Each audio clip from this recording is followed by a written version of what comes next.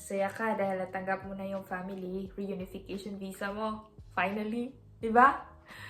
Finally, may isang papel pa. Bakit nga ba walang katapusang papel ito? This is me, Chani. Pero totoong pangalan ko po, Janites. Kaya, simula ngayon tatawag ko rin yung sarili ko, Janites. Okay?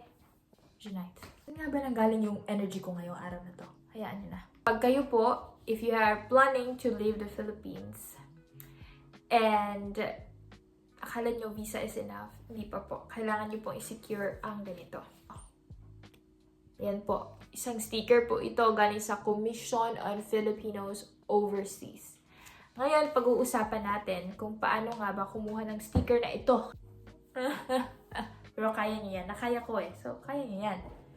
Okay. Handa na ba kayo, students? Namiss ko na pagiging teacher ko. Ano nga ba ibig sabihin ng CFO? CFO, ito yung Commission on Filipinos Overseas. Kailangan yung makakuha ng certificate galing sa CFO or sticker galing sa CFO. Narito po ang guide kung paano kumuha ng CFO ninyo. I-type nyo lang po sa inyong mga browser, Google or Safari, ang CFO at ayan po, yan po yung official website ng CFO. Kukunin nyo po dyan ang GCP, yung kulay blue po. Click nyo lang po yan, ayan. Yung blue po yung i-click ninyo kung kayo ay kabilang sa mga sumusunod. Kung kayo po ay permanent resident, immigrant visa, immigrant worker visa to USA, long-term resident visa to Japan, fiancé visa, spouse visa, partner visa, J1 visa, au pair visa, i-click nyo po yung blue. Tapos i-click nyo po yung yes. Ito naman po ay sasagutin ninyo kung kaano-ano nyo ba si petitioner ninyo. Parents ba or partner ba at marami pang ibabasahin nyo lang po. If for example, ang petitioner ninyo ay ang asawa ninyo, i-click nyo lang po ito. Tapos mag-a-ask po sila ng question kung ano ba ang partner ninyo. Foreigner ba siya or Filipino ba siya? Ayan, basahin nyo lang po yan. Tapos, scroll lang po kayo pababa. Makikita po ninyo kung ano ang mga requirements para makuha ang CFO certificate or CFO sticker. Narito po yung CFO requirements. Click nyo lang po yung primary requirements. Mababasa nyo po dyan. Yung barcoded confirmation form po ng GCP appointment kasi mag-i-email sila sa inyo pagkatapos ninyong maklik ang lahat ng mga dapat nyong i-click sa parte na ito. Original valid passport and additional 2 valid IDs, original valid visa and confirmation of permanent residence if papunta kayong Canada. Number 4, petitioner's passport copy or 1 valid ID and Philippine Statistics Authority marriage certificate ninyo po. No need na maging legalized.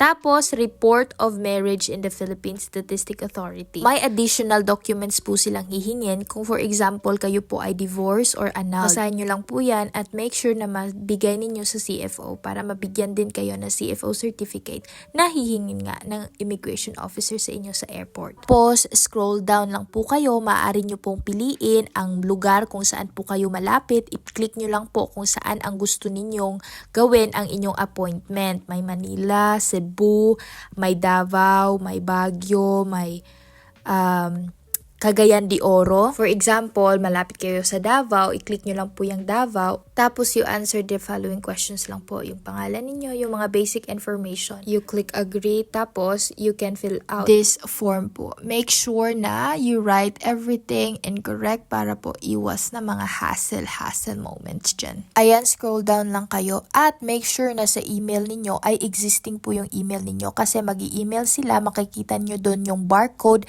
which is required para makuha ninyo ang CFO ninyo. Sulat ninyo kung anong relasyon ng sponsor ninyo, passport ID number at visa number, mabasa nyo naman dyan. Di na po ako nag-fill out, kayo na po mag-fill out. Pipili din po kayo ng appointment ninyo at saka makaka-receive kayo ng email galing sa CFO. Important things to remember po. Please do not be late on your appointment. Kasi if you are late, they will really not allow you to join the orientation. Secondly, i-photocopy nyo na po lahat ng requirements ninyo. 2 pieces each para iwas po sa hassle, para di po kayo malate. Mas mabuting ready kayo, di ba?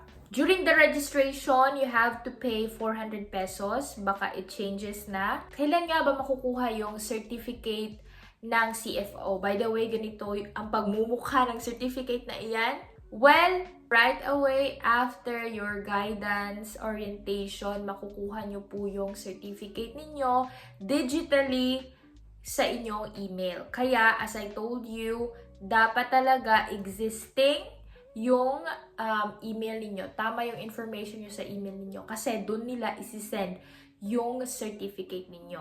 And make sure, don't forget to bring this during your flight kasi the immigration officer will really ask you for this. Okay? Validity. The certificate or sticker is valid as long as your visa and marital status are valid. You don't need to redo it for every exit if you're already registered immigrant. Nabasa ko na today daw, hindi na sila nagbibigay ng CFO sticker. Pero during my time, binigyan nila ako ng CFO sticker. So ngayon, digital lang. Yung digital certificate lang yung ipapakita ninyo sa immigration officer. Pwede nyo rin i-print in case malobat ang phone ninyo. At least, diba, ready kayo mag-fly, butterfly. By the way, if you're also mahilig sa art, I just finished one. You can follow these accounts. I do art videos po. And if you're also interested to see our lifestyle, our stories with my husband, you can have this account po. You can follow me there. So, kita-kita everyone. Anyway, I hope this video helps. Pangit ang hair ko. Yun lamang po. Paalam. Ciao. Mwah.